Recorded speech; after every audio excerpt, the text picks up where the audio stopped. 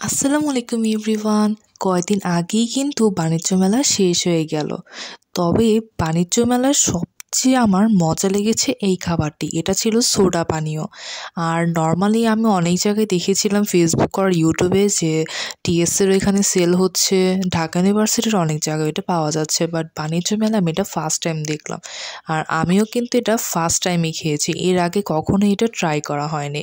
যেহেতু সব কিছুই আমার নতুন অভিজ্ঞতা ছিল, প্লাস এটার বানানোর যে সিস্টেমটা এটা দেখতে খুবই ভালো লাগছিল। প্রত্যেকটা প্রসেসের পর প্রসেস চলতেই একদম ভালো লাগছিল দেখতেই। আর উনি অনেকবার বলছিল যে অনেকগুলো ফ্লেভার আছে, আমরা চাইলে অনেকগুলো অ্যাড করেও নিতে পারবো বা যেটা ইচ্ছা ওইটাই চুজ করতে পারবো। তো আমরা কিন্তু প্রথমেই লেমনটা নিয়ে নিলাম। আর এটার স্বাদটা এত মজা ছিল। আর এটার মূল রহস্যটা যেটা বুঝলাম, সোডাটা তৈরি করার পর বিট লবণটা দেওয়ার পরই মূলত অতিরিক্ত গ্যাসের ক্রিয়েট হয়।